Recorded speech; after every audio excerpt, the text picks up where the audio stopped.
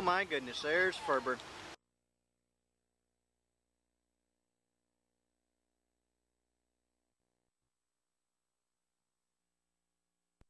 You can see Joe standing there in the front yard watering these flowers. Hi, Pap. Yeah, the natives are friendly. There's Korrie coming out of the house. Boy, she just tickled death to see us. I gotta go to the bathroom. Well, there's Joe. He's going to the bathroom, he says. But there's Ferber. Oh my goodness, there's Ferber. Hello, Ferber. Ferber. Come here, Ferber. Come. Oh yeah. Lay down. Ferber, come. Lay down. Let's see Ferber do her national trick now. Come on, roll over. Oh, Ferber. Ferber now. Roll over. Come on. Ferber, now you're starting to piss me off. Get over. Down. Not in my camera. Down. Roll over. Come on. Roll over. Oh, there she goes. All right. Now I won't squirt you. Come here. Done yet? Pretty exciting footage we got here. Oh, I tell you, that was really It's up there with watching nails rust. like parking your car in the driveway and listening to it rust. Ferber, come here. Yes, sir. Come. Give me a squirt, Grandma. I could take a picture of you barbecuing, so. Everybody can see what Wait a it minute, was. I'll burn you a bun. Huh? You gonna burn my buns? Ooh, them dudes are hot. There's some rare footage here now. Oh yeah. Woo! Oh, yeah, not real good. Y'all smile now. Hey, it's too dark. Oh, I can take that picture.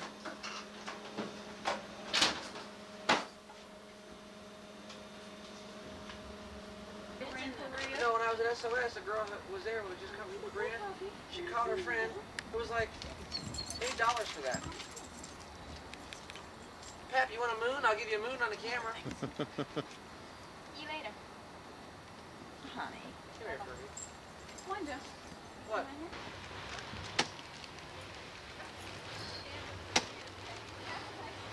Hi, Miss Carrie.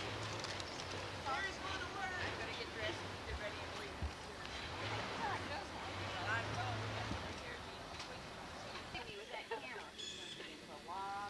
Oh, I can just imagine how you get home all the different pictures you're going to have. Yeah. I think it'll be nice at Niagara Falls to have it. Oh, where yeah. we can take it back. You always get some good pictures. You know, I'll say, oh, I wish the kids were here. Well, now, Well, now you can take it with you. pan over so you see Daryl's house. Yeah, I will. So you know where Daryl lives. Well, I'm glad we got ours painted. So you see how close Daryl lives. I think she could Well, live he there. works, like you don't get up. In fact, he don't get in the bed sometimes at 5 o'clock. Yeah, he gets out that late, you know, it's quite a while. That's why we're really right. We don't usually wait until folks laugh at the end. Did you hear mine? Got one.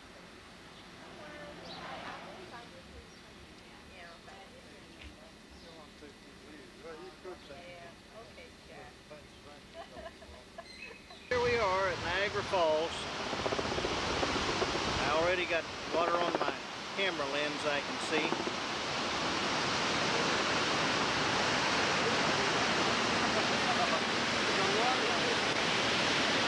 There's people walking down there too, but Well, we'll try it again, see if we can get a picture of the falls and the surrounding area without getting the water on our lenses. There's the falls. That's the Canadian side over there we're looking at with the observation towers.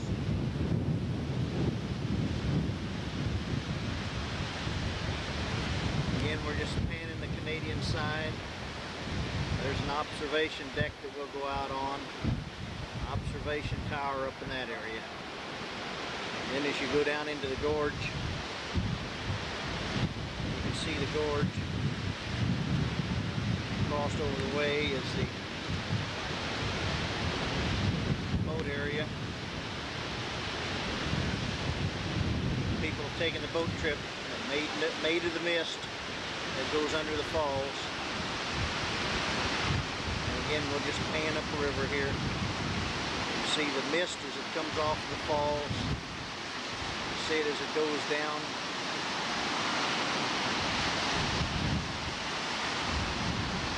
As it goes over the falls. We're real close to this one fall here, probably within 50 yards of it.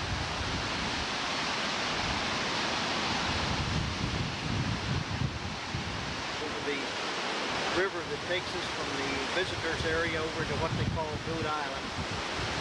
Looking upstream, you can see the white water and see where the falls actually begin.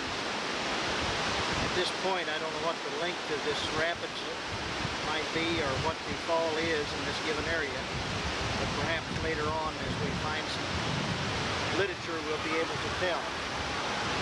That's just a scene upstream.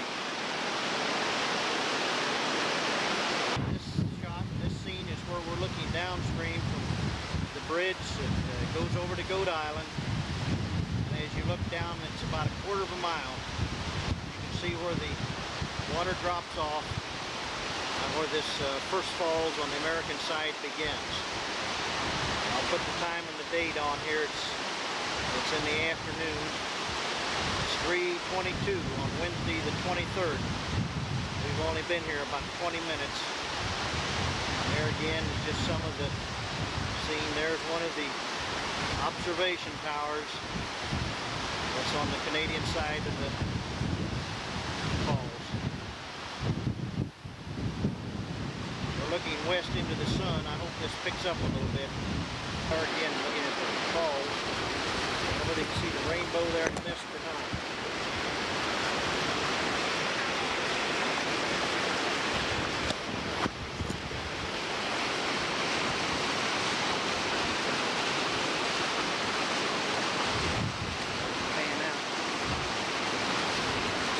Standing just almost directly. It looks like we can reach down. Just touch this water as it's going over the falls. It can't be more than 6 or 8 feet. Somebody grab me with the heels.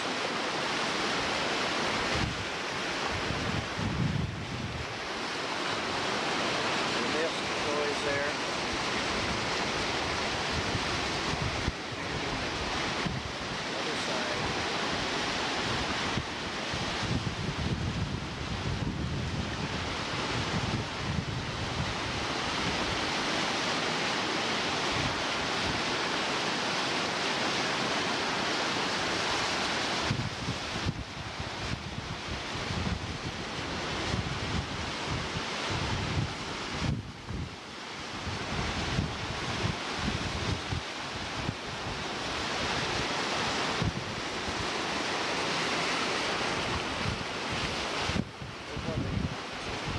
Observation decks that we'll go out on in a few minutes.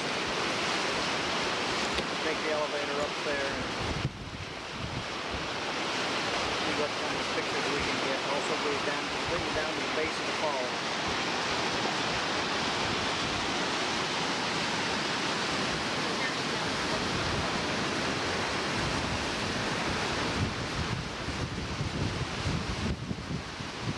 Down to the base of the falls.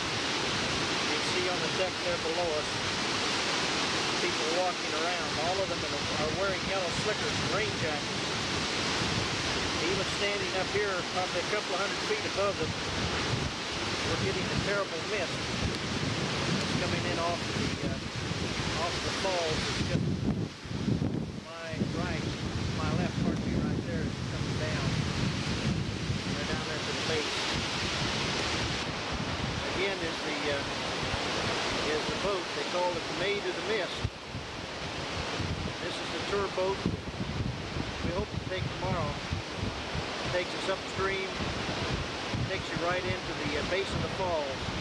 You actually go under the water. But all the people there are wearing these blue slickers and raincoats because of this mist. And I doubt seriously if I'm going to be able to take a camera. But that's the boat as it goes up the river.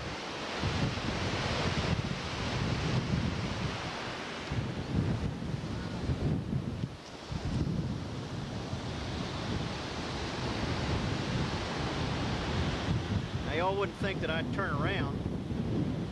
Turn around, Betty. Hey, Betty, turn around. You're on TV. Smile. This is no place to wear a cap. She's holding my cap in her hand and she's complaining about her hairdo. But, oh, it's terribly windy up here. You've almost got to plant both feet today to get it. But there she is, Miss America, my bride of 30 years. We finally got to Niagara Falls to take us as it heads upstream. Betty says it's got a Canadian flag on the back end because the boats operate from the Canadian side. Evidently there's two of them because looking on across there then into the mist, here comes another boat that's going downstream. Looks like the tourist business is still in full swing because both boats now, they're going to pass. How full that one is. Yeah. The one going back in now is really full. The other one going upstream is not quite as crowded as the one going down. There you Horseshoe Falls. It says crest line 2,500 feet. In other words, it's 2,500 feet across it. The daytime height is 167 feet. Daytime flow in the summer is 90,000 cubic feet per second. I'm looking at Horseshoe Falls. We're looking into the sun and into the mist. We've got mist on the camera lens, but all across there you can see the water as it comes down. And here again, we're on the American side of the Horseshoe Falls. Laying all jokes aside, it is more of a spectacular view than what I had really expected.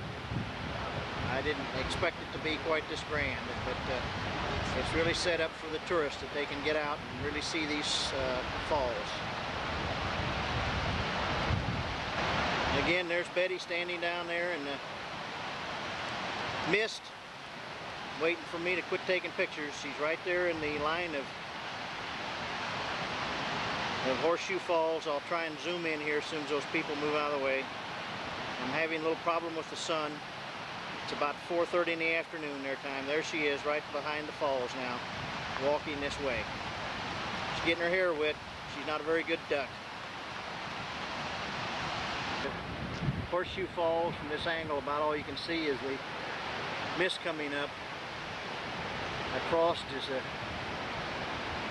all kinds of tourist centers. And on the other side, it's all walled in up above between the two falls. Whoops. Tomorrow we're hoping that we'll get over there, get some shots, which will be looking up between the two falls at a different angle. But you can see the people over there, and again it's a very good view from across the way over there. So we'll try and catch that and look back over this way tomorrow. This evidently is a power station down here.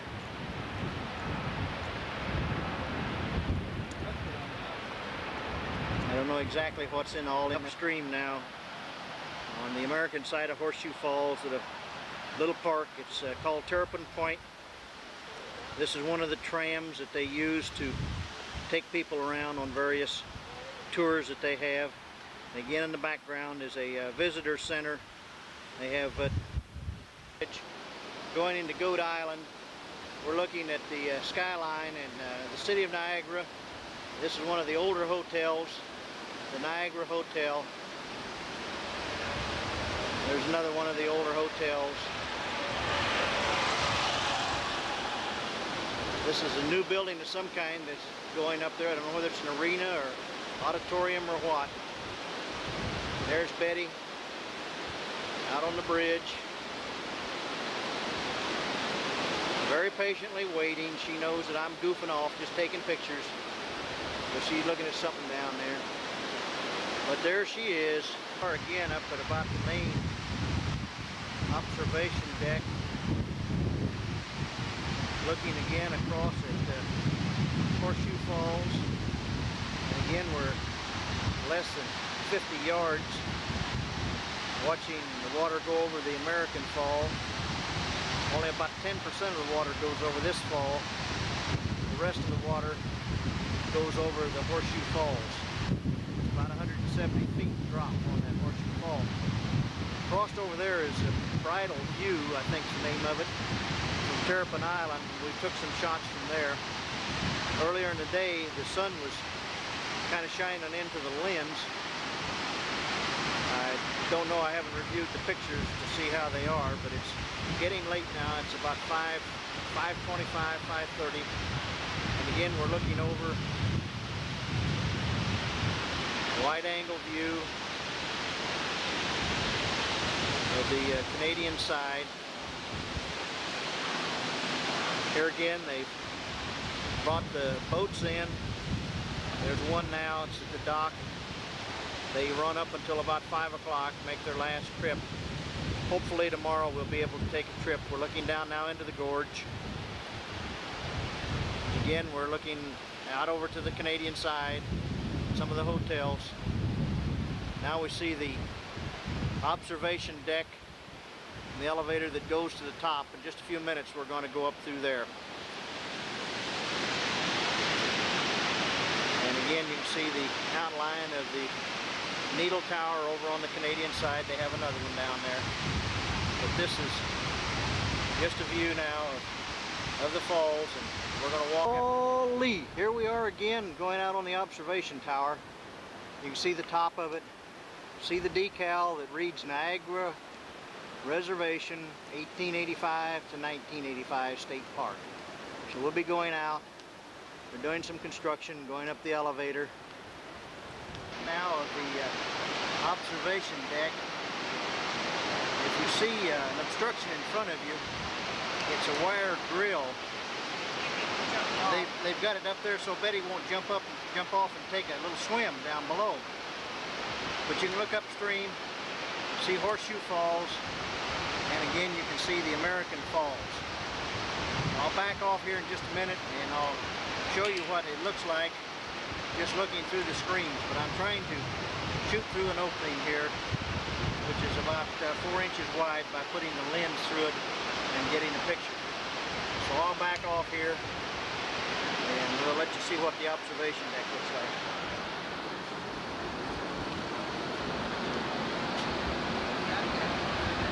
Alright, again we're looking through the observation deck. You can see on the New York side, this looks like a playpen at the state penitentiary.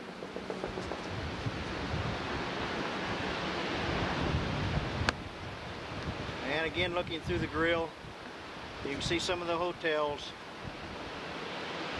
some of the walkways, some of the boat areas.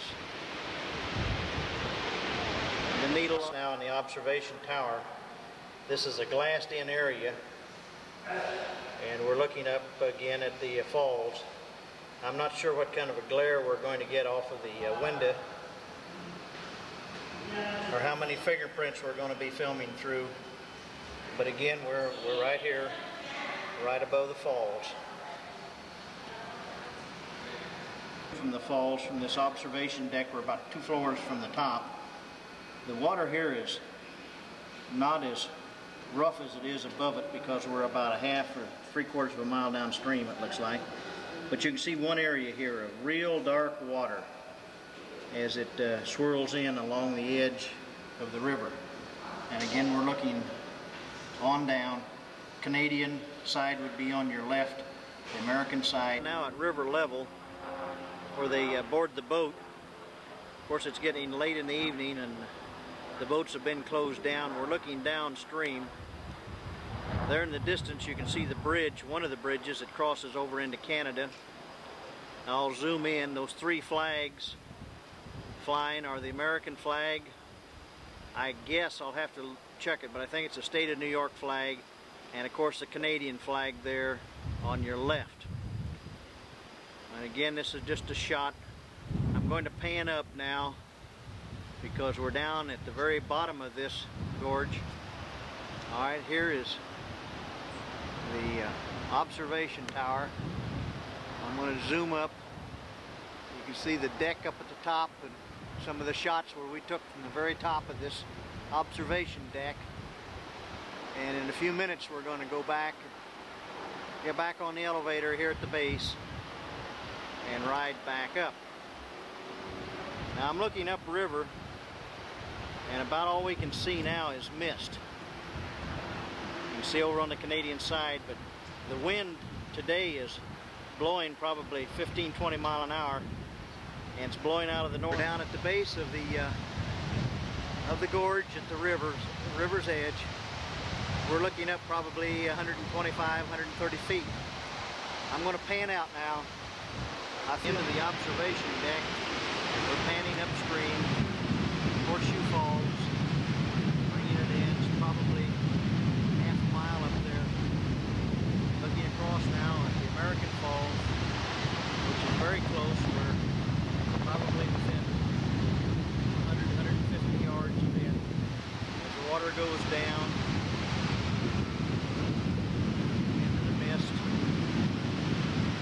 again we'll pan it around.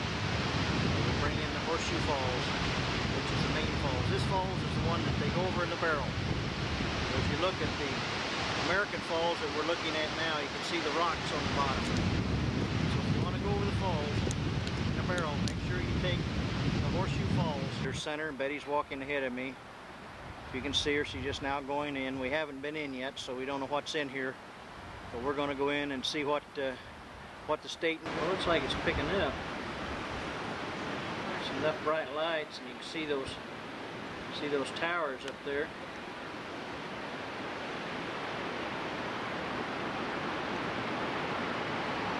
This is the American Falls down here. It's showing up pretty good.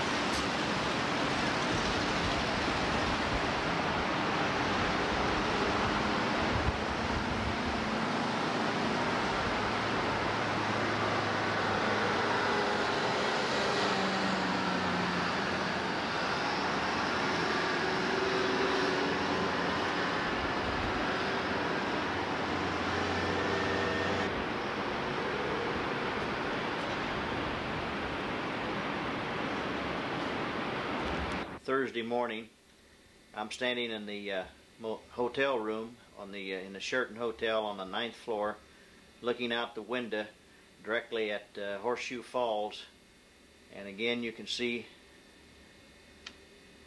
one of the towers, and the other one's visible from another angle. Betty's sitting there writing postcards.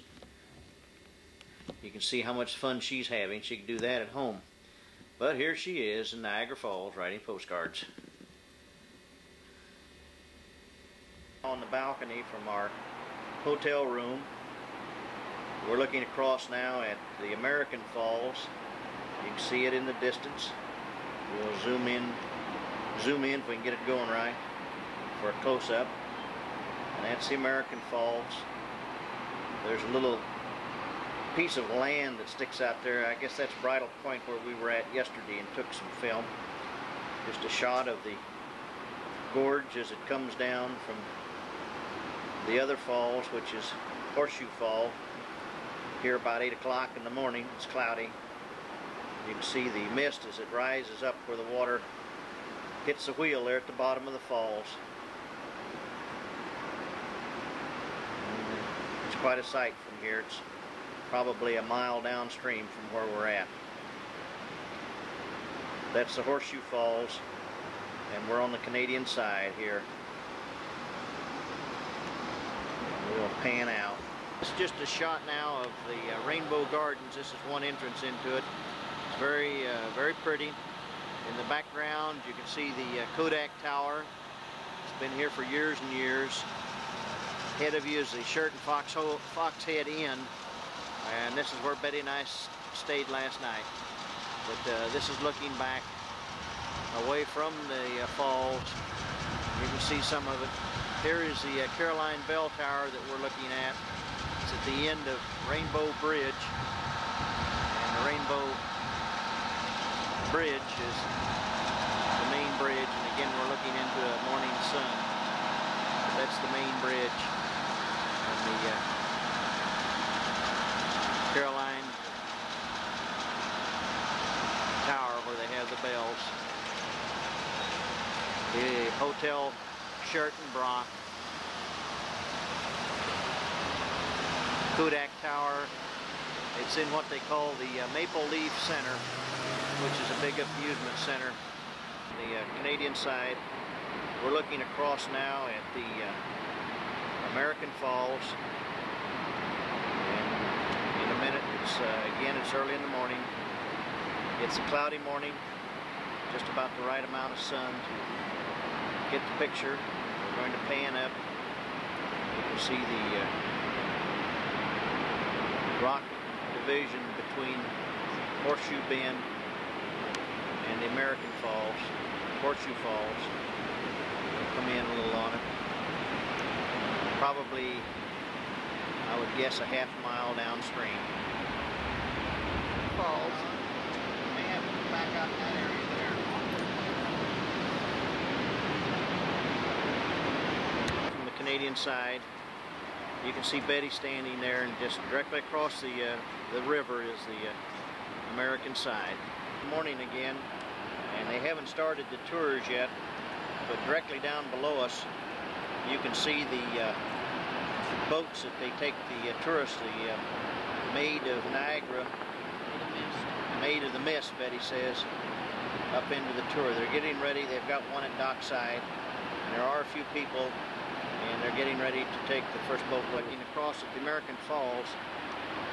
And over there where you see the tower, is the base of the tower as it comes down in the walkway, and as the steps go up. Yesterday when we got here, the wind was blowing right down river, and that whole area was such a mist that it was so wet that about all we could do was come out of that tower and get around that little house down there, or a little souvenir stand, because of the mist. Now today the wind's changed and it's actually blowing in the other direction, and before we leave we'll get back over there and I'll get a shot going up the falls.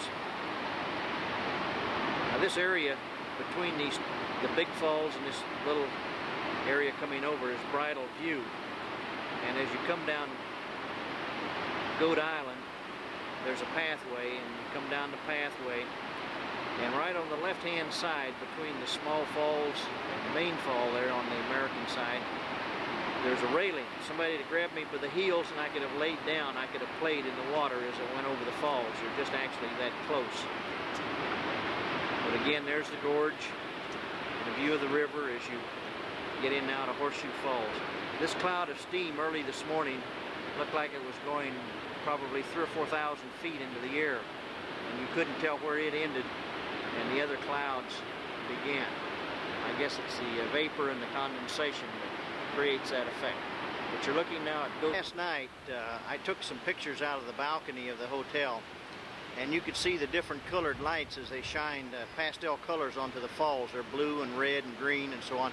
This is the generating station, and I'm going to zoom in here, and those boxes with the lenses on them, there are two of them right there, are the lights, the spotlights that they shine across onto the falls at night, and they illuminate the falls. Body by repetition, we're looking at Horseshoe Falls, and we're looking directly upstream again. You see the water as it comes into the base of the falls, and you can see this cloud of steam, and it isn't going quite now as high as it was earlier this morning. This morning, I'll swear, it was going clear up to the cloud layer, and it was just one solid layer, probably 4,000 feet high. But that's looking down the river. The water, Lake Erie, I understand, is about 300 feet higher than is Lake Ontario. And it's this cataract, this river about 14 miles long that flows down there, and the depth of the falls here is estimated at something like 160 to 170 feet. But this is Horseshoe Falls, and we're looking from Canada back down the river. The break where the falls go over as we can get. There's a terrible mist coming up as we pan across. I don't know how much of it you can see, but here we are, and we're right just within a few feet where this river breaks and goes over the falls here at Horseshoe Bend. Did you get it right down here over the edge? Yeah. Now if Betty wants to get in the barrel and have me shove her off, and she can go right to the skyline. And as you look at it, you can see the yellow bug, as they call it, going up. It's going right now into the kind. It's a flowering bush. Betty wondered what kind it was, so we're going to zoom in. We're going to take some close-ups of it. Perhaps somebody can identify what type of a bush it is. But again, this is just one of the flower gardens that they have. Panoramic view of Rainbow Gardens. The hotel we stayed in, Sheraton Fox Head Inn, is there in the background. We stayed around the corner from on this side where we could see the falls. It's a very beautiful garden. The Kodak Tower in the background. Another hotel. As I try to pan, I'm going to pick up Betty here somewhere. We're looking now into the sun. More of the gardens. This is called Rainbow Gardens. I'm looking back toward the falls. Again at one of the flower gardens. What are these red ones now? The big ones are rose begonias. Begonias, okay. What's this yellow one down here? That's another begonia. That's another begonia. I don't know what that stuff is. That's pretty. That's just stuff, huh? Yeah. But you don't know what it is. No. Okay. Here's another one of your yellow ones. There in the background are some more of your... That's an azalea bush, but it's not blooming. Pan down there to that, these little spider things, whatever they are. Okay, they're a purplish color. Oh, we got those at home. We got them at home. They're little purple things, she says. We don't know what they are. But we're taking this and we'll get them identified. Okay. We're back now to the... A little unusual. It's a double-decker sightseeing bus. A little bit of old London here at the Niagara Falls. Of course, for a small fee, they're willing to take your money and take you around to see the various sites. But it's a little unusual. There goes Betty walking across the street.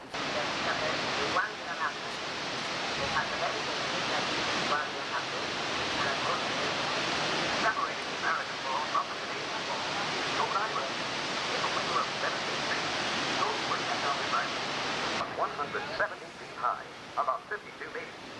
Its break is 2,500 feet long, about 760 meters. Here, daredevils have made their bids for fame. The first, in 1901, was a 43-year-old school teacher named Annie Taylor, who went over the falls in a wooden barrel and lived. There's Horseshoe Falls ahead of us there. Horseshoe Falls as we approach on the boat. That's the base. Un jeune garçon âgé de 7 ans, Roger Right into it. s'est trouvé précipité dans les chutes à la suite d'un accident. Il portait seulement un maillot et un simple gilet de sauvetage. Il a miraculeusement survécu. Roger a été sauvé à cet endroit même par un de nos bateaux. À l'extrême gauche du terre animal se trouve la terrasse de Terrapin, à travers laquelle passe la frontière entre les États-Unis et le Canada. Au-dessous de nous, nous avons 55 mètres de pont.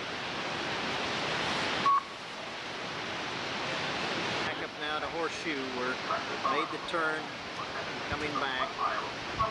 All you can see is the fall.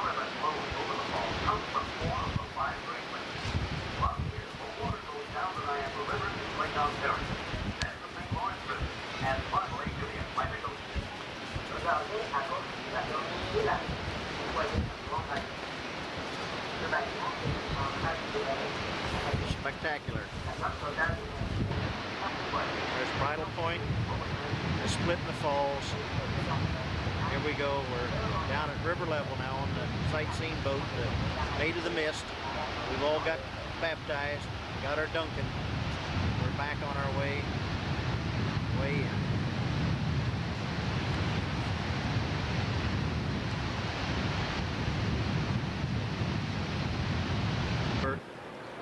We came over to the American side, and it doesn't seem to be as busy over here as it is on the Canadian side. And across you can see one of the Maid of the Mist. There are 4 of these boats as it goes. Those are seagulls that you see flying.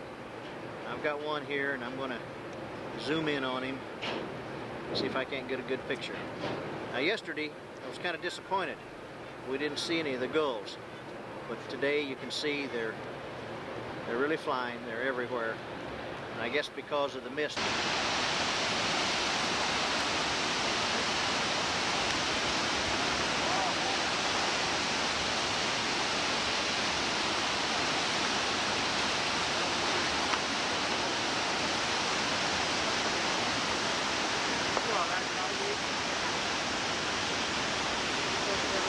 Here we are at one of the observation points, and again we're shooting into the sun, but we're looking up at the falls on the American side.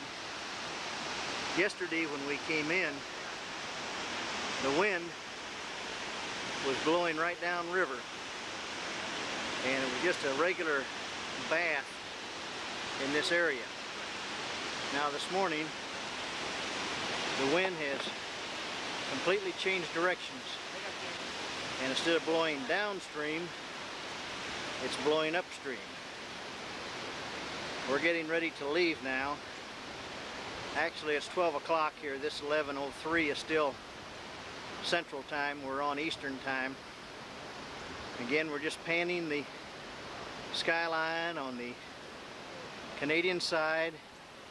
Rainbow Bridge. And there's the river. Where it's going to go, I have no idea.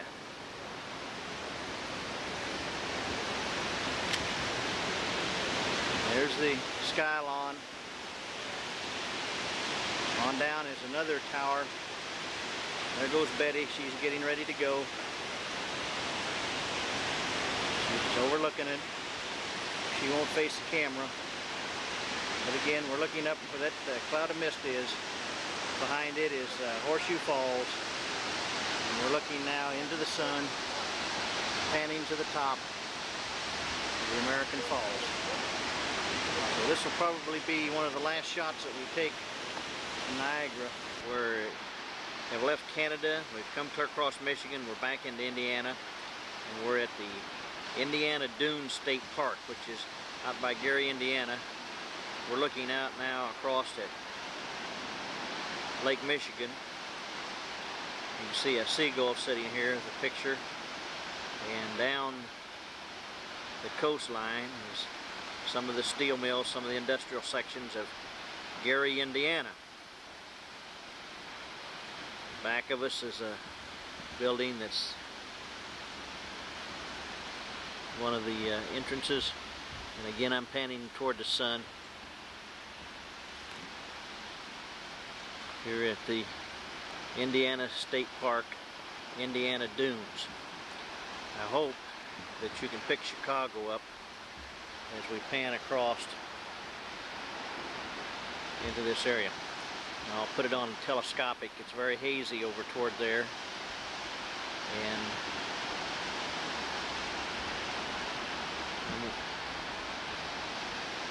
I'm not even sure looking at the camera lens. There, I think you can see it. Some of the skyscrapers of downtown Chicago. We're probably 25 or 30 miles across the lake looking at it in that area.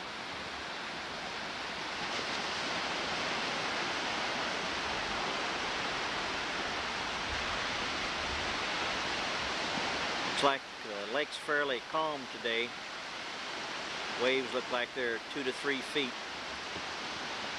I'm sure in the camera they look like they're bigger than that. It's a very calm day here. I saw a seagull just land. There he is.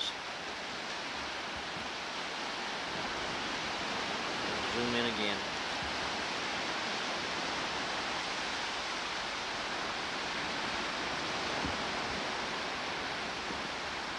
Cruiser now as he comes along the coastline here. Nice boat, but again it's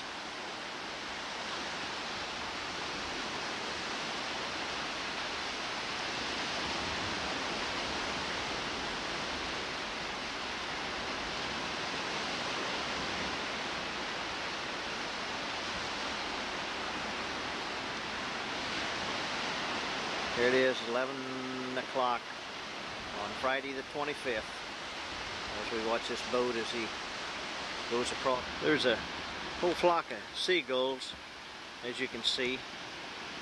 They're just now taking off. At first we only saw 2 or 3, but now there they go. And looking out across here, I hope you can get a view of this. In the distance is the skyline of Chicago, and you can see the, I'm sure, the Sears Towers and the Prudential Building. But again, you're looking at many, many miles across there. I'd guess from 20 to 30. It would seem like we've only moved about 100 yards, but it seems like the outline is better here than standing here at the Indiana State Dunes in the state park. And we're looking at one of the dunes. You can see where people just get up there and just plain sunbathe along the beach here.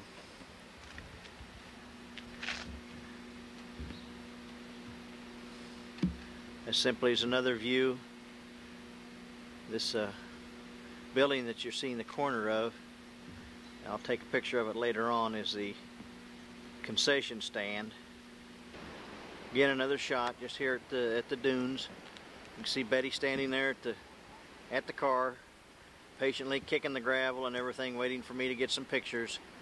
And Lake Michigan there in the background. We are in Chicago. We're looking now directly north of where I'm at the Adler Planetarium. And what you see in the distance there is Navy Pier. This is where some of the large ocean-going vessels come in through the locks on the St. Lawrence Seaway and through the various Great Lakes, and they come into Chicago. There you can see a large ship that's tied up alongside. I'm not sure just exactly. It's a passenger ship of some kind, where it's from. I'm going to pan the area because I cannot at this point get the full skyline of Chicago. And so we're looking now from Navy Pier, and I'm going to pan back to the west at some of the Chicago skyline. You can hear an airplane. It's coming in over the skyline.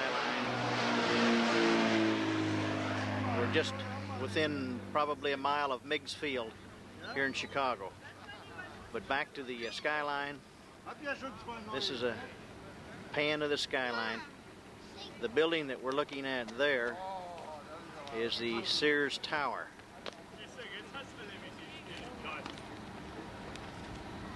Now this building, believe it or not, is the tallest building in the world. It's taller even than the Empire State Building. And it's the Sears Tower. We'll pan back out and back around. I believe that's the aquarium we see there, and some more of the skyline. We're right down here on the lake shore of Lake Michigan at the Adler Planetarium and the Meigs Field. We have quite a number of other tourists here. It's a picture taking time. There are 4 or 5 buses. Most of them, as you can hear in the background do not speak English, or at least are speaking their native tongue. But this is the skyline, and again we're looking out at Navy Pier, and I'll pan in here as best I can, and you can look at that large, I'd say that's an ocean-going vessel of some kind. Boy, they're really... Oh, sorry.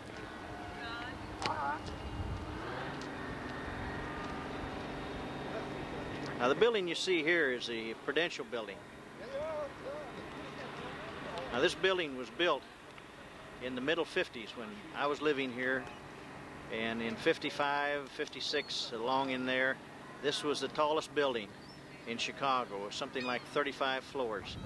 Now you can see the building directly to your left, and it isn't even half as tall as that building is.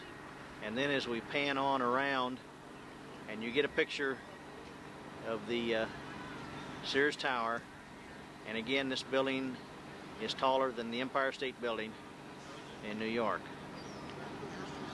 Okay. Little American tourist waving at the fool with the camera, but she's standing there, and again you can see in the back. Right now looking right at Meigs Field, and you heard that airplane as it landed. We're within probably a quarter of a mile of the main runway.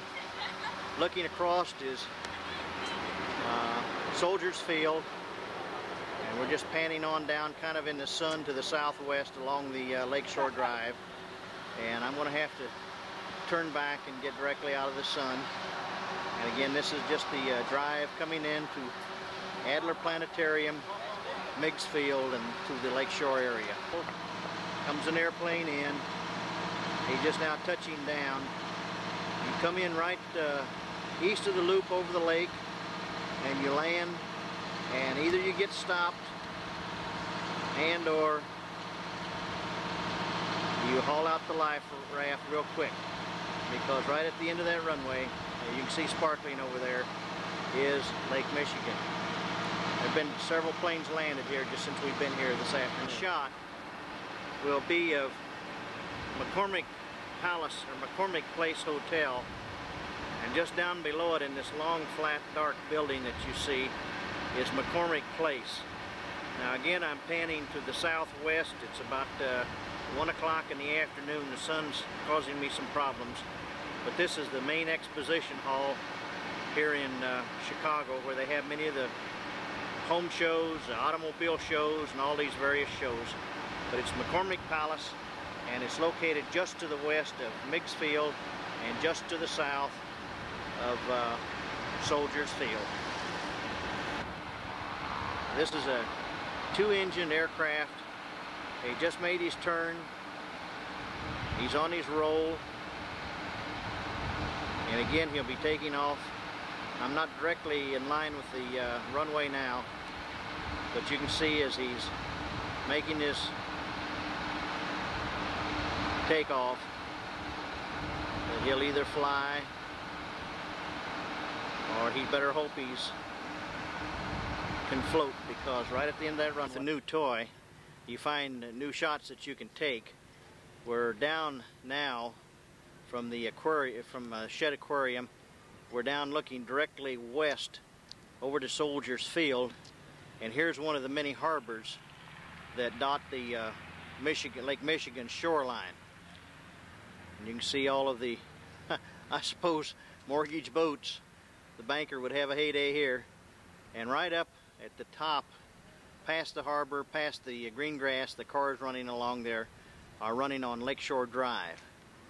But again, this is directly east of Soldiers Field, south of the Loop area, and we're looking at McCormick Place Hotel and the McCormick Hall, the exhibition hall. All of this is probably within a distance of 3 or 4 miles from the Chicago Loop.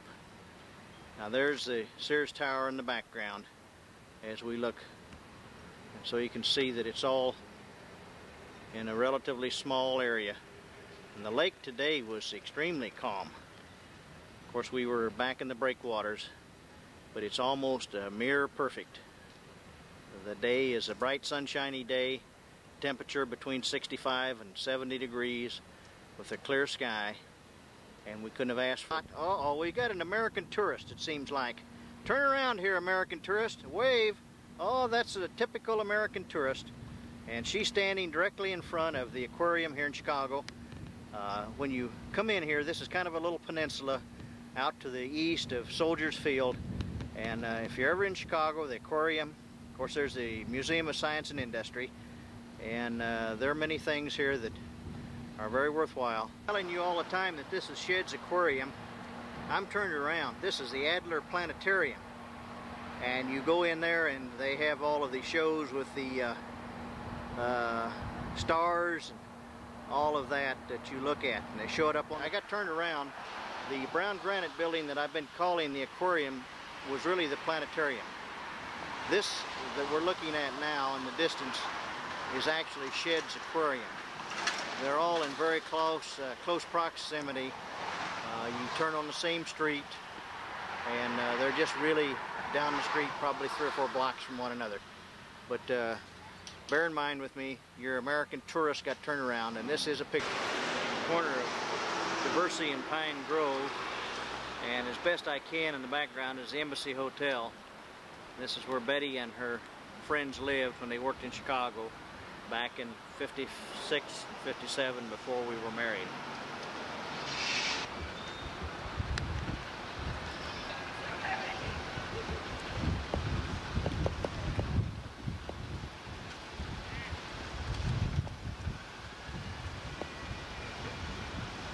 The awning going into the embassy. We'll zoom in. There she is coming this way. That's where they lived. She lived up on about the 3rd floor of the building. Now we'll zoom in and pan out down.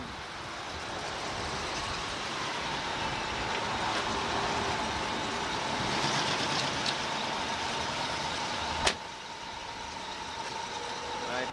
This is 5659 South Kildare, where we lived.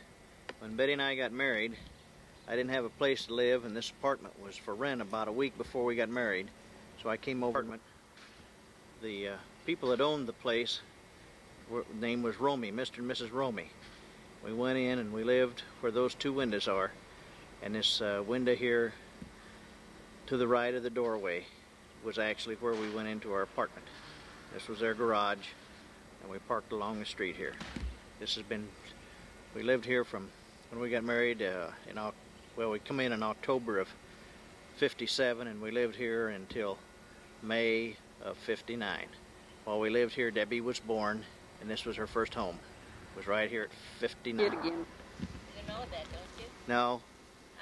Huh? Well, anyway, this is 6023 South Colon. This is where we lived, and this is the neighborhood. All the houses, as you can see, pretty well look the same. This one looked basically the same, but the tree in front of it's kind of blocking it. At Midway Airport again. In the background, you can see the terminal building. And this original terminal building with the first tower that you see was really all that was here. The tower in the background, which is now the control tower, was not here from 55 to 59 when I was working here. Again, this is the gate area, and the airline that I worked for, the gates were at this end of the terminal. It was a horseshoe-like terminal, and you walked clear around, and we were, United was at the far end with TWA and Delta, and then Capital, the airline I worked for, were at this end of the airport. Again, we're looking directly into the sun, but this is a terminal building here at Midway Airport.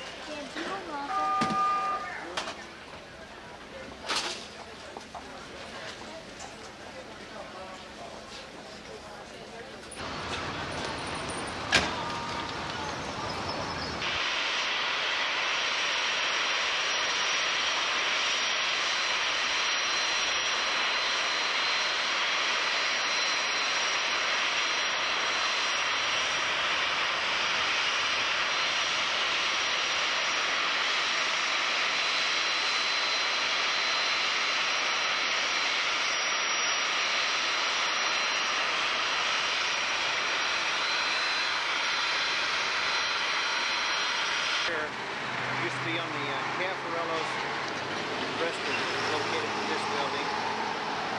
You can sit now for the trucks. It's located in here. We used to come across and eat lunch a lot of times at this place. It's called Caffarello's Restaurant. Across the street at this Carlton Motor Inn, Airport Motor Inn, used to be the Caffarello Motel. But again, it has also changed its name. Midway Airport, 53rd Street now, at Midway. We're looking directly. Goes a small plane now as he goes on his run. Back in the background, you can see the hangars.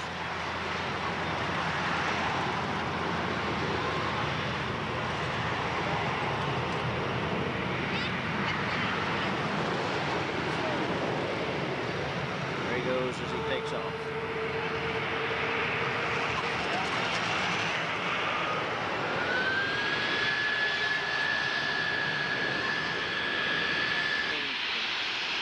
Third Street, looking through a fence across Midway Airport. They've got everybody screened out. This is an American West airliner.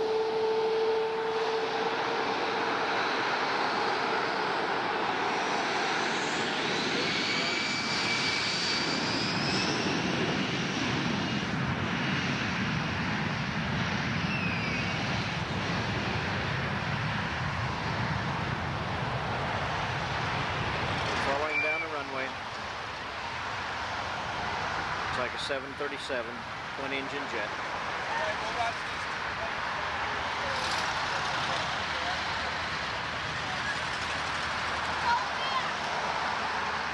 As he goes up. Okay, here we have a small jet coming in for a landing. The one coming in right over the treetops. We're going to follow him in.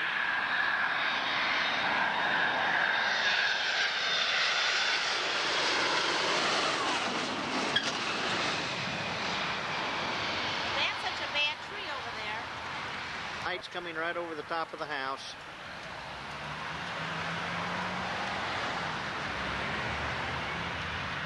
Looks like he's... Yeah, two of them right behind each other.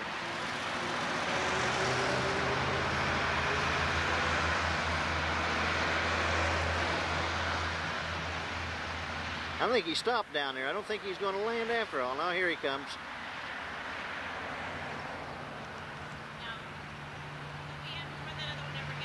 Yeah. Okay. Hey, just a small one.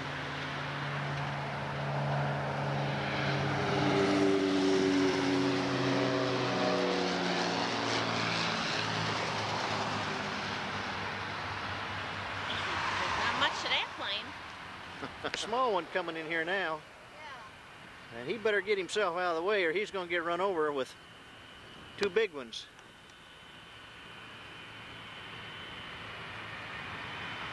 Well, have fun. Okay, thank you.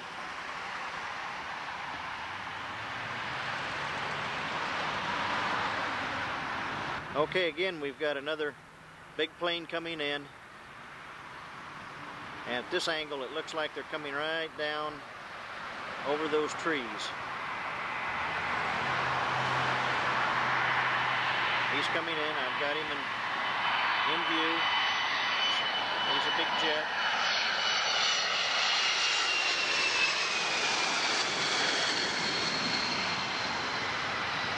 And he's going down. Now, more toward the corner. Again, we've got another big jet coming in. It's coming in right across us now. He's going on in. He's just a smaller one. I thought he was a little larger than what he is. This shot again is looking back now over toward the terminal building.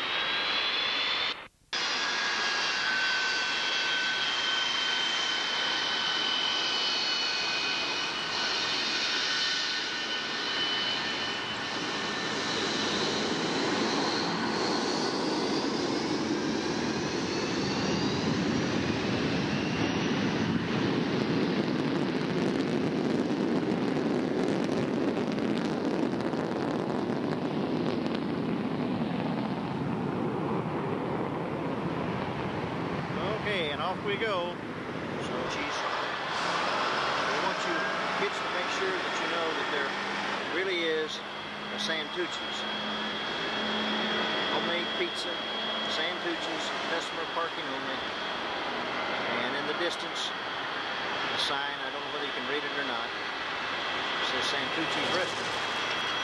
Mother's worried all the way in again, but there's no such place as Santucci's. Here we are, right behind the airport, and we're about to go in.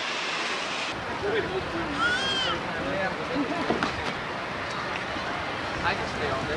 See that guy just play a bottle to the wings got here. If you were reading everything, you could spend a week. No, really, if you're into that. Oh, when he comes by, we go to the area city. You've never seen the drawings of the... 3, 2, 3. Right. Okay, you need to... All right, thanks. Bye. Which gate did you come in here? Okay, you go out that way and just get on 444. No, I don't know about the route. Oh, across the street.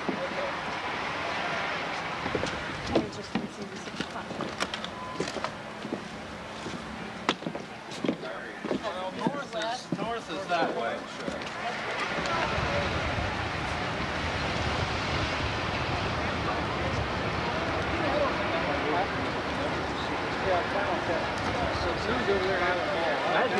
Didn't she say it doesn't matter?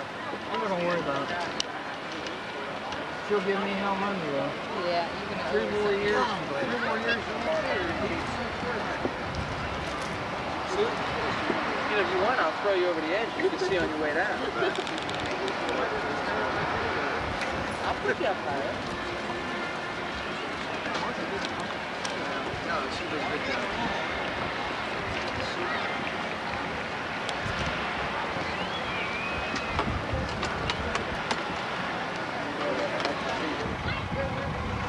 Okay, that camouflage area over there then is a radar. It's like a radar and a guidance system. They use it like for mobile runways, or you know, if they take it out to a remote site and they take over a runway or build a runway, then they can set up the planes there and they can come in and out, and they have all their communications right there. That's the communications. Okay, this big one here now. This is the B1. That's the B-1A. B-1A. That was the one that Carter canceled. Uh-huh. We're now on to the B-1B series of planes then. Yeah, that'll be the one flying over. B-1B will fly over. Fly over, okay. Now this one here with the twin tails is the... I think it's called the YB-71. So we're going to see the SR-71 then as it flies. Right, the SR-71A is what's going to come over, and this is a prototype of it. It was supposed to be a bomber and a fighter. They were going to develop one of each, and they ended up just going to reconnaissance with the SR-71A. Okay, and then in the distance back there you see the old C-47s. Big one clear to the end back there is the old C-48 then, a little variation of the DC-3. You got me. Huh? You got me. Yeah, we use those in commercial service. This first one there, the DC, which was a commercial DC-3. Okay. Some of these in this middle row then look like vintage planes with it's a World War II bomber sitting down there at the end. I don't know whether that's a 17 or exactly. Looks like a 17. Yeah, B-17 sitting there at the end. 24, I'm not sure what it is. 24. But it was See, the 24 is a twin tail. yeah. I don't see it. Must be a 17 then, like. This row here, that's the B-24, the black one there. okay. This is a the little one down here is one that they drop out of an airplane. It's kind of a. I think it is, yeah. Okay, and these are just vintage jets here that we see in the row. Probably Korean And then stand up in the wind. Yeah. vintage in that area.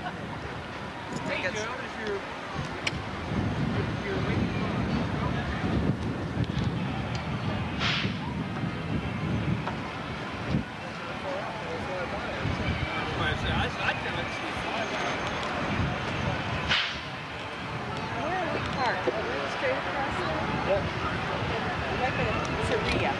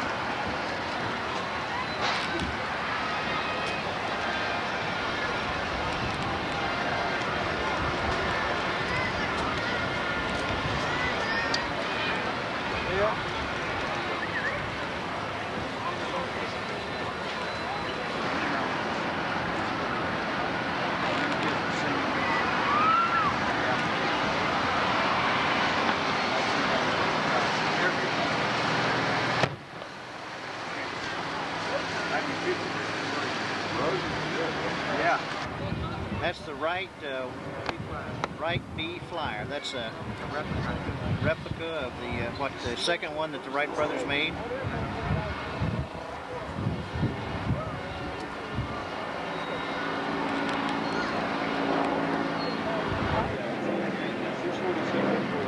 Yes.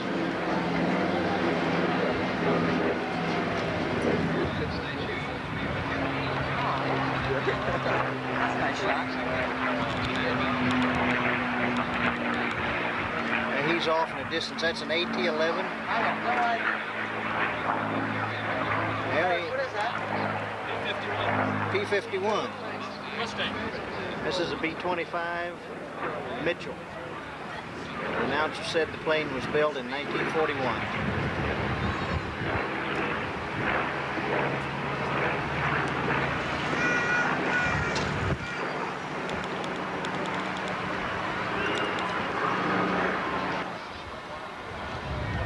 Was first operational in the late 1940s. Is it really? Is that what he said?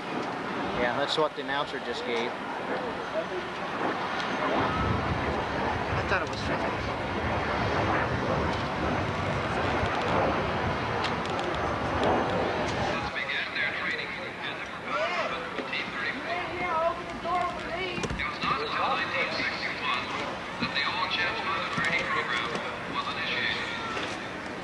In addition to its role as the much of a real You can camera. weave in around Oh. and blow it down pretty far. Here, I'll show you the dials. This is brand new. We just got this about a week ago. That's your battery pack? Yeah. Okay. That's on A7, did you say?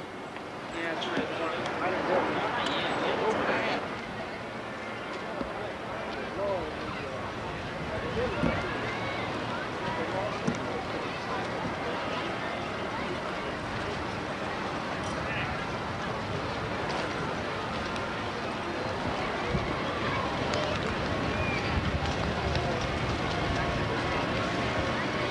Yeah, this is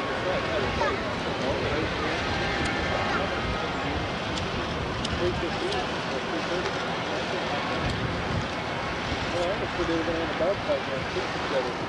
Playing stuff, wasn't it?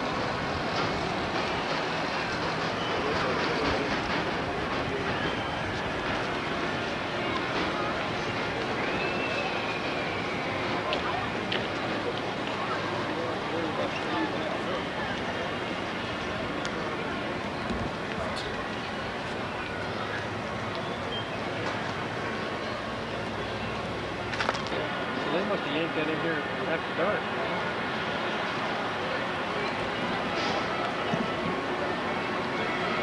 All those carnival rides weren't here. Oh, that's not idea.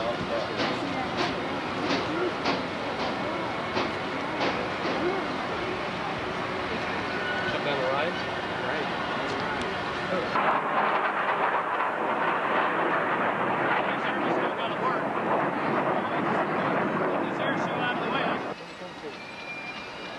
The twins. He probably just stepped off one of the planes. Anything that disappoints me about this whole thing, there's a real big schedule. Well, it's still not going now. It's just not a regular plane. It's a hospital plane. Yeah, I think it is.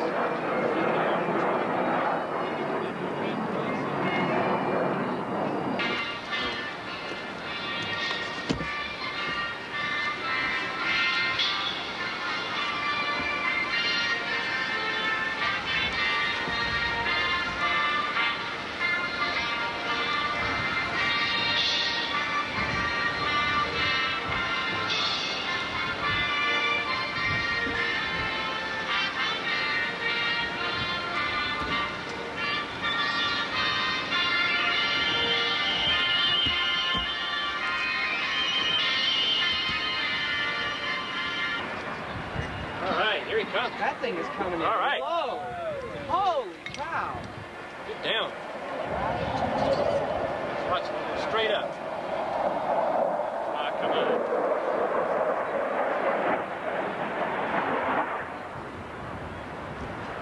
I can handle a ride like this. When I was at General Dynamics, you might try to get a ride with That's pretty much what they told me, but it didn't hurt to ask. I asked too when I was over there talking to Stone. Well, then someone else went down there for a review, and they reminded them, you know, we had some lieutenant down here try to get a ride one of these days. Can you believe it? Is this a slow ride?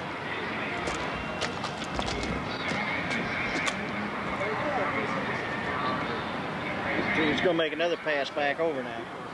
Yes, he's got his gears down, so he'll go real slow. They do a slow one and a fast one. So this is as slow as he can go.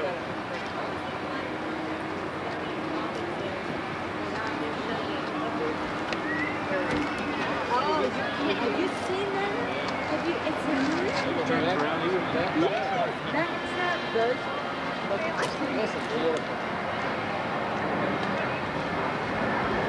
He had the F-15, the Gathering of Eagles a while back. Did you see that? He can lay on his tail and climb straight. I'm right on him. And just go straight up. Going as slow as he can, just go straight up.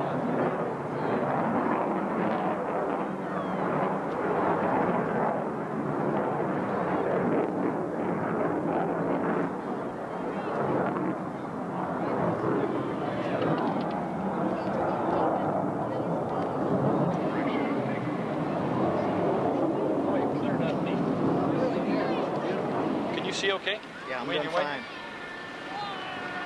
They're not going over the crowd, is it?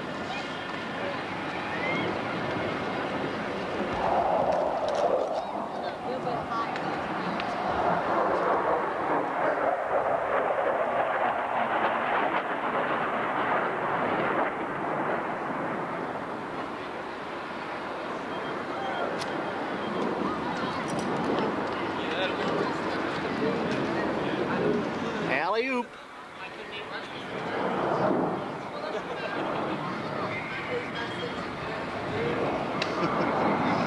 I lose my sense of well-being.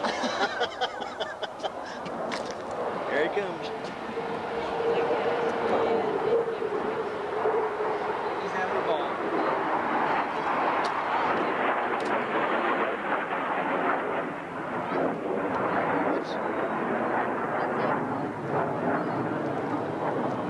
I think the first law of the Soviet plane is tasing.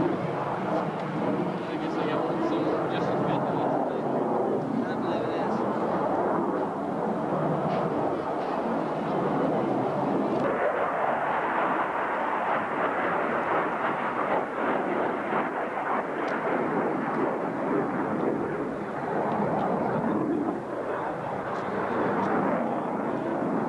An F-15.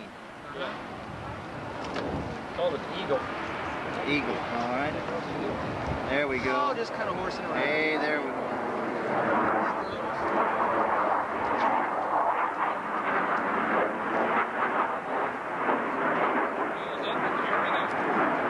This is only one of the two planes that we have that can fly straight on this tail. We're going to alley-oop now. The engines put out more thrust than the plane actually weighs, so it can accelerate going vertical. Most planes slow down. Oh, you did it.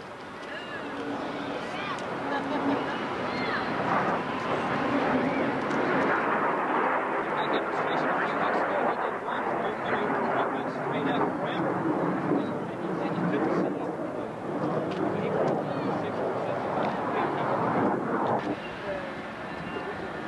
This is the F-16 now? Yeah. Okay, are you saying this is the Mercedes and the other one was the Cadillac? No, this is like a Ferrari and the other one was a Cadillac. Oh, okay. This thing flies circle around 15. Remember when I was close to the street? Oh, okay. It just flies. Then shoot, this looks I think the 15 is better anymore. It's more. It's going to look nice for the enemy, right? It doesn't have to do anything. It's a different role. And here he comes back. I'm getting a... Are you well, give me This is a slow shot, slow ride. Yeah, this is as slow as it gets. So if you don't get it this time, you'll never see I'm on him. I got my got him there. got my slow shutter, my high-speed shutter on.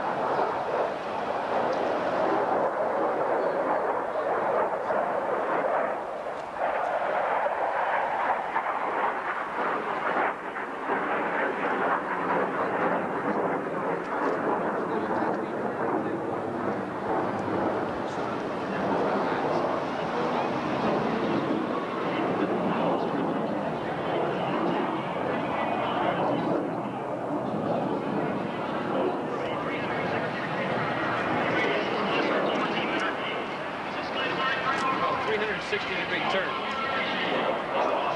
Sideways. I guess it would kind of spoil the fair if you buried this thing in the dirt.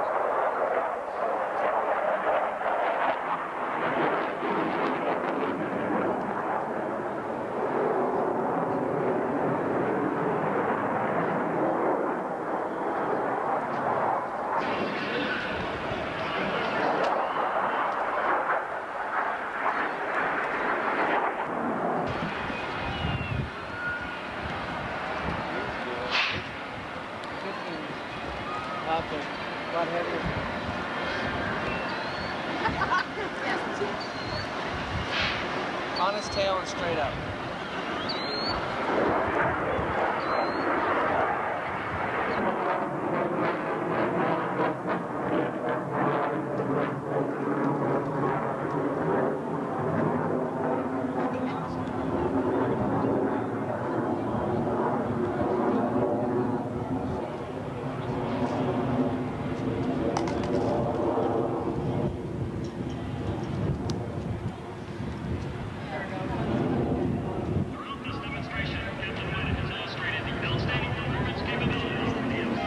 What's this? This must be a This is I thought this was a B-24. 24. I can check for you. Testing 1, 2. Some more of them. How loud? Looks like a big cigar. Yeah, this is a B-52. Yeah.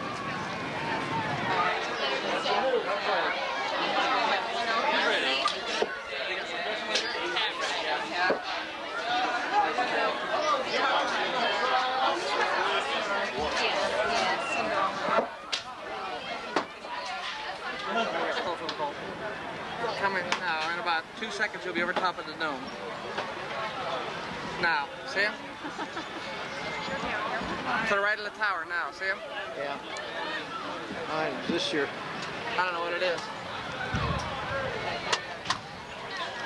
Where did we get out? I got no idea what that is.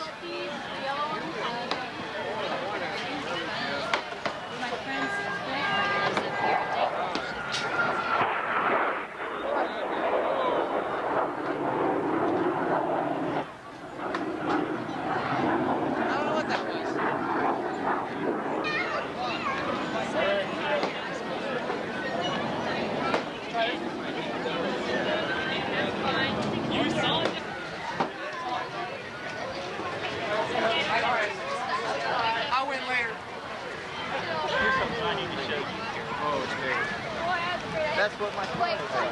I just want to see the SR-7. He's going to come right over us now. That baby's going slow, ain't it? Yeah, I done got him just as close up as I can. I'd like to be standing there with that thing dropping stuff out of it. Put them guys in the rice paddies in bad, maybe. Oh, man!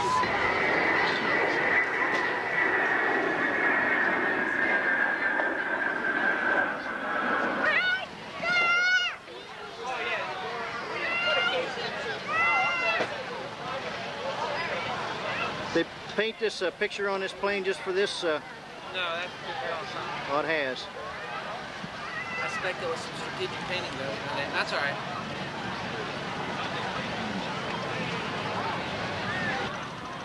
In focus here. You think this is a KC-10 tanker then? It's either a KC-10 or the 135. All right, I got him just as...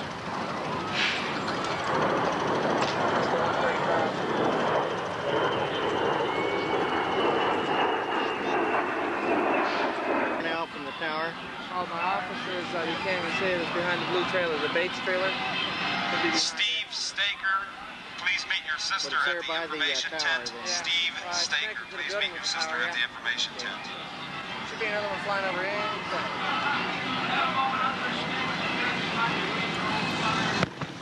C-130.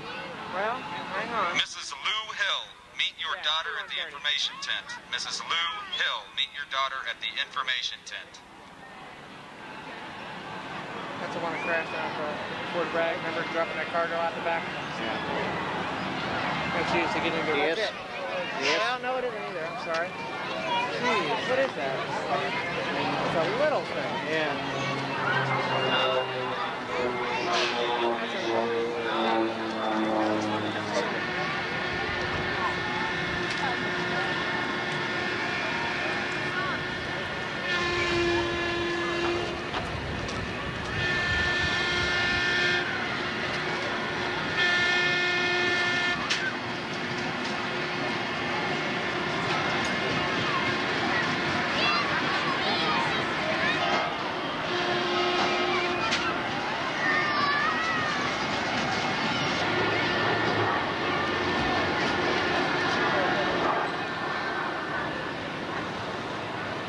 Here comes Mom and Carrie.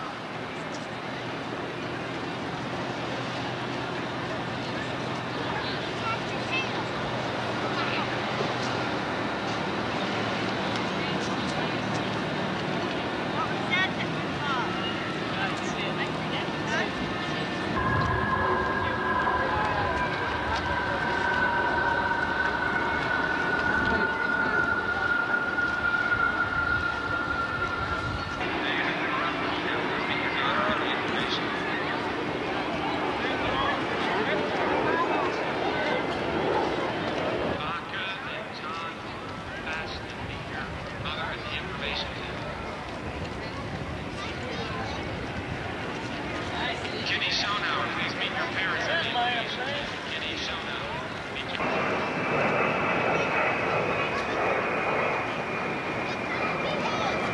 5.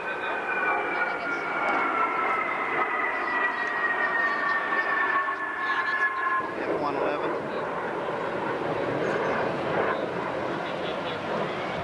No idea what that is. I Think that's an F-15? think it is, yeah. That's an F-15. They flew up on the plane.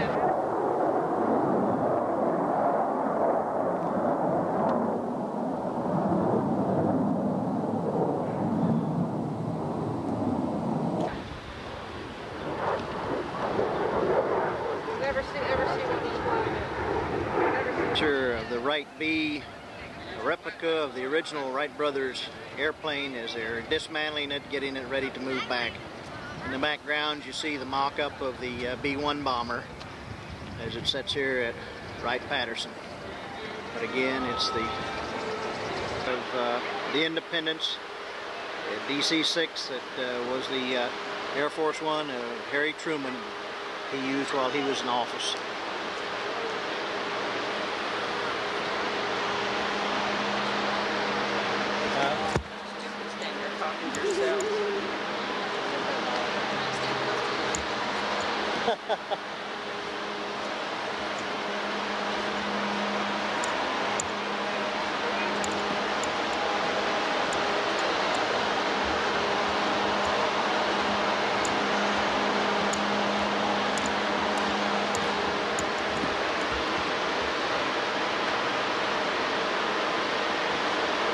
Nose of the Constellation that Dwight Eisenhower used when he was president of the United States. One of the displays here of the various models of airplanes.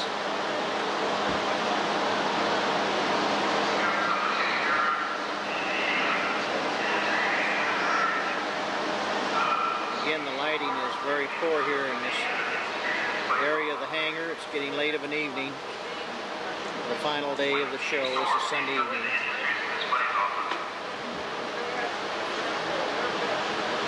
Another one of the displays, the picture in the top left is the F-16. Picture in the upper right is the F-15. And the pictures on the bottom, early World War II bomber.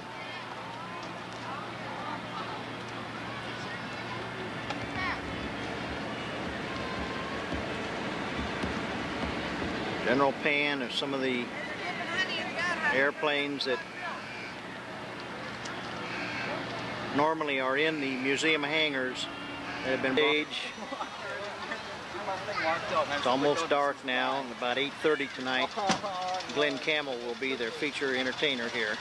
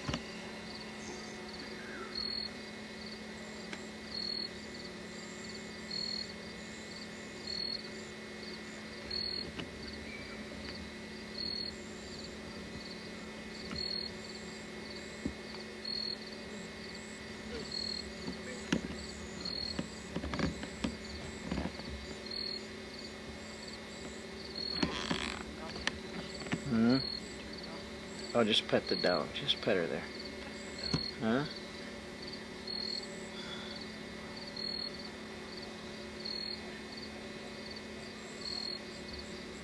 Where you going? I know, you're a nice puppy.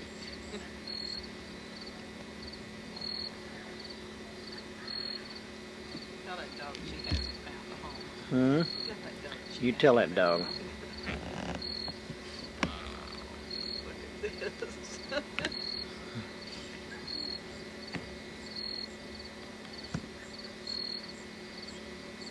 If you call it posing or not. What are you doing, dog? What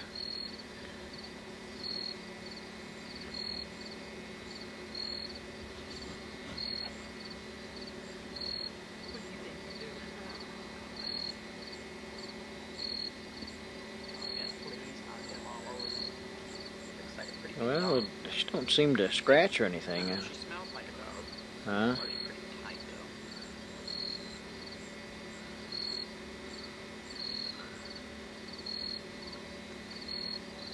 But she's been chained up. Somebody may be gone for the weekends. Yeah.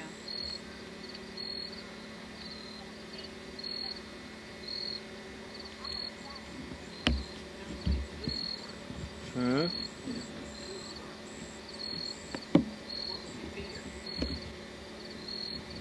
I don't know what you'd feed her.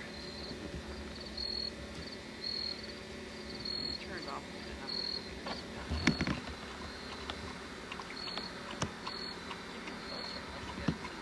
I got it zoomed in. In fact, I got it zoomed in too far.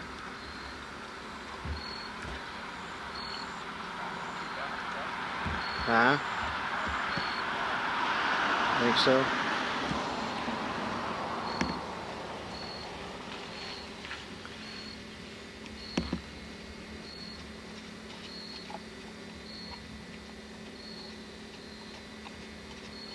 It's supposed to be a low light camera. Yeah. I think she must have been hungry.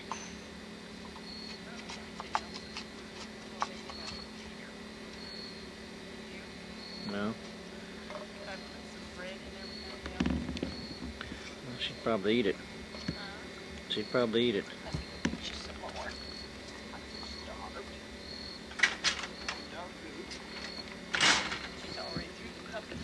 Hmm? Would you put milk in there or just bread in there? Milk and bread, both. She didn't bread now. She's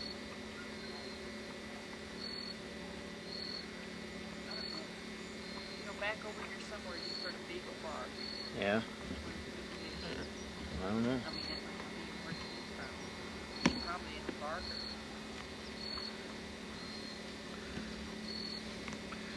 She's not much of a beagle. She can't find her way home. Well, if she's been on a chain all the time. Well, you gotta eat the bread too.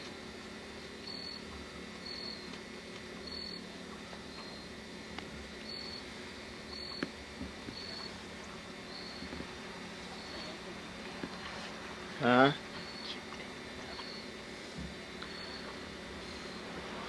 Is the red light still on? Huh? Yeah?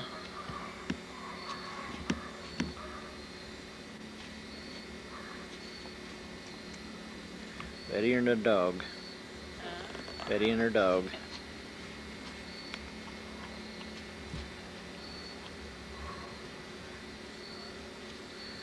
You're gonna have to pour that bread out on the sidewalk.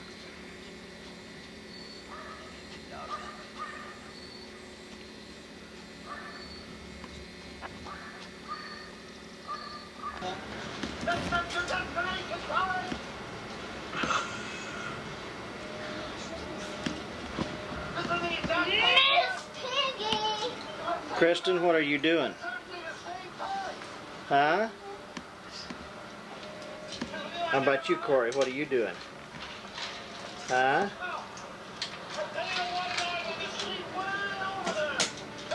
You ought to see when he was learning, he was just in the bedroom playing with it. You can't believe he took a picture of his head.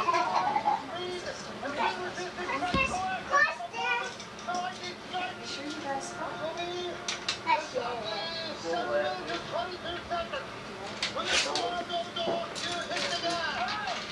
Kristen, talk to me. Huh? Tell him your name and when your birthday is. Now wait. Why? Cause Look at him and tell him what your name is. You see, he won't know on the camera. I don't know. How about you, Korrie? What's your name? When the first Boy, and my birthday is May. Your birthday is May. How about you, Kristen? My name is Kristen. My birthday is the name of a guy. Why do you always have to know everything? Why? Kristen? But I'm Hey, why are you figure out how much looking at everything the costs carpet, and everything, and as we Mom, go you have that shoe on. give the date that we bought it and how much it cost and all that. Kristen, get back, You're gonna put a Yeah, I'll get some. Smile, Debbie. You're on TV. I don't even want to look at you. Hello. You came, if you'll remember, to help Kenny. What are you doing? His name is Kenny. No, honey, she's giving you information for your... Excuse me. Her name is Debbie. Excuse me. No. Her name is Debbie Rich. She's a young back. His name is, he is kind of mean. Damn. Dad, I want Dad. No, not that one. Quit. Dan, quit.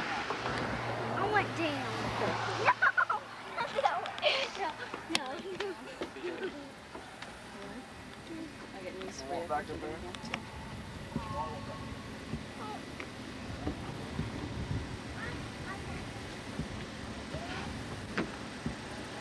We're finished. Where are you going?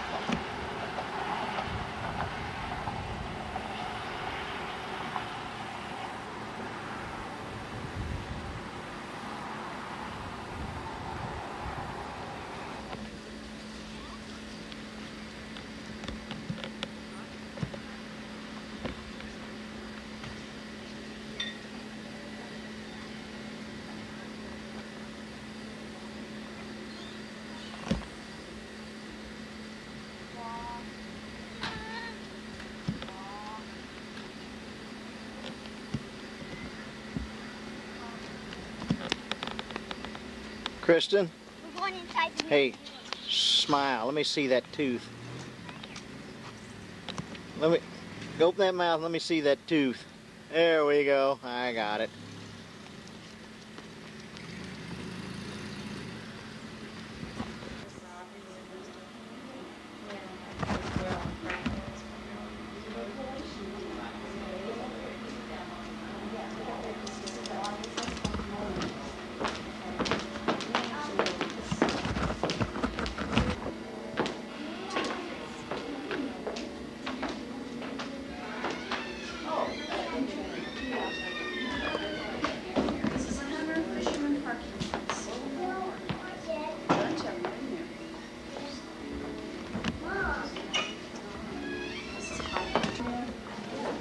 Well,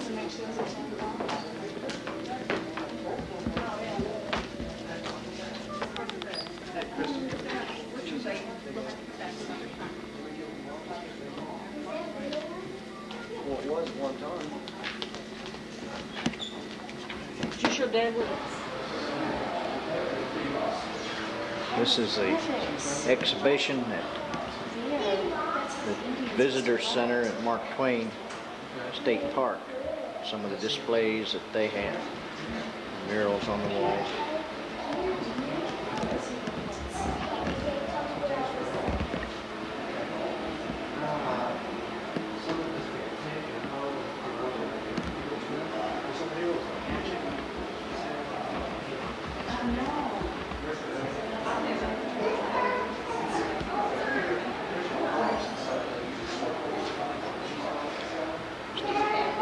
Aerial view of the Salt River as it was in flood stage back in the years of 58 and 73.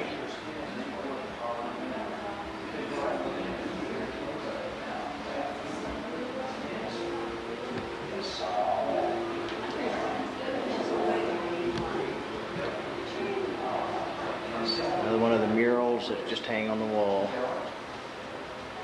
showing the buffaloes as they were.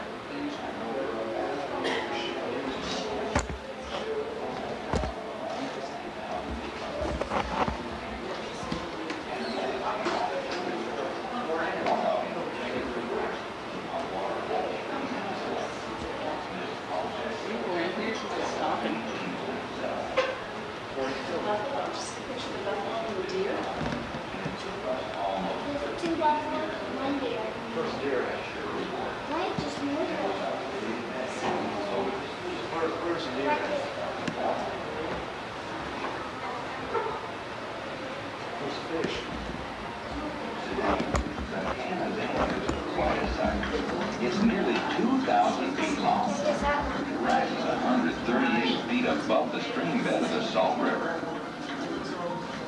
I'm proud I was part of this project.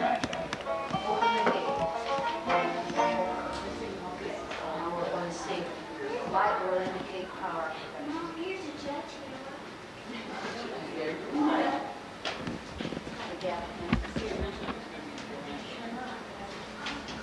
There it comes across the street.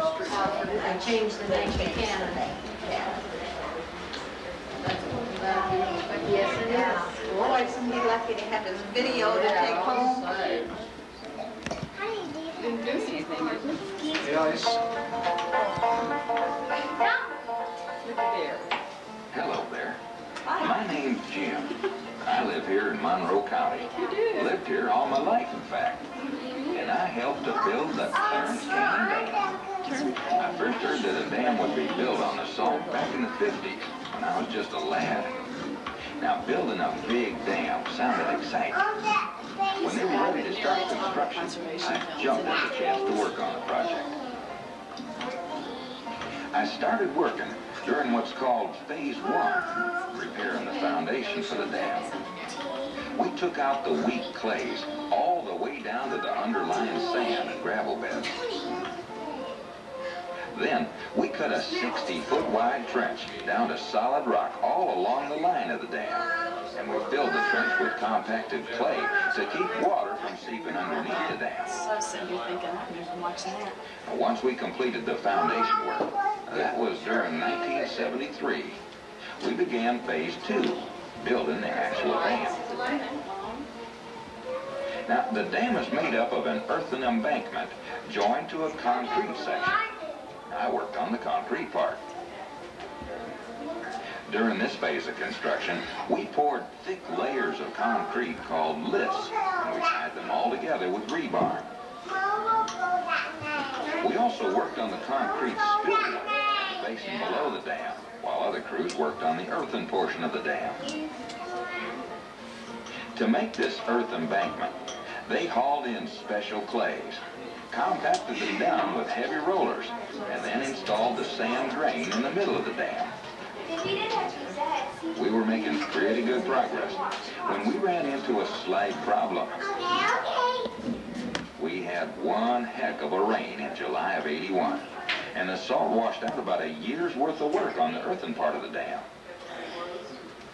Well, in due time, we got things under control, and we started to rebuild. They went back to work on the earth embankment, and they pushed harder than ever. Finished it up within 2 years. Now that's moving.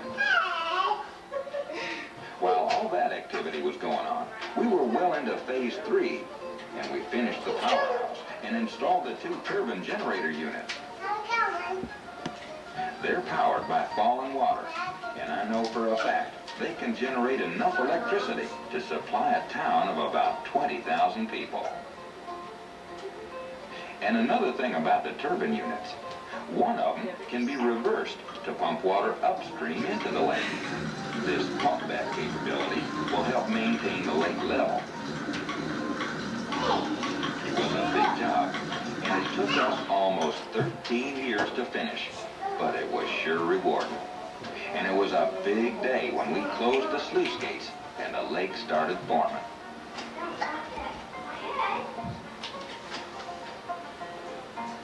Today, the Cannon Dam is quite a sight. It's nearly 2,000 feet long. It rises 138 feet above the stream bed of the Salt River. I'm proud I was part of this project, and I appreciate it when folks like you stop by for a visit. Thank you kindly.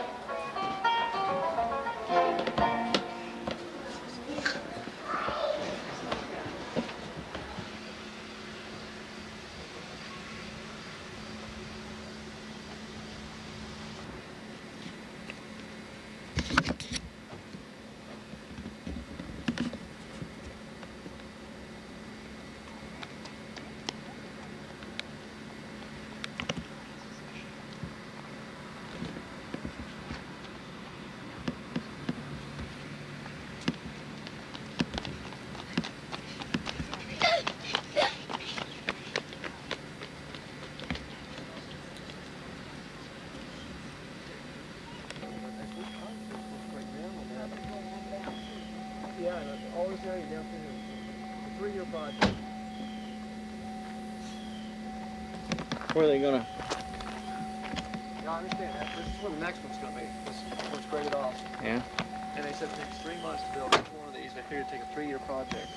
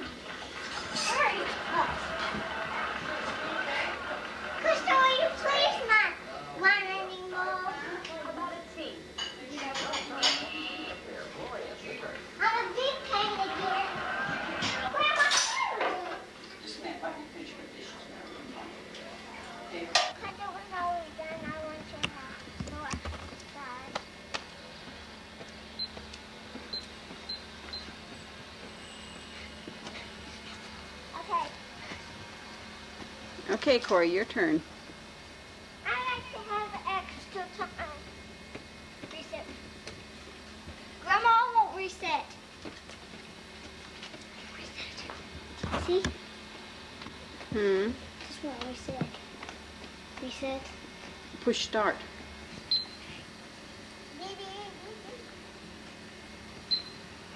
Hurry up. Kristen, move out of the way.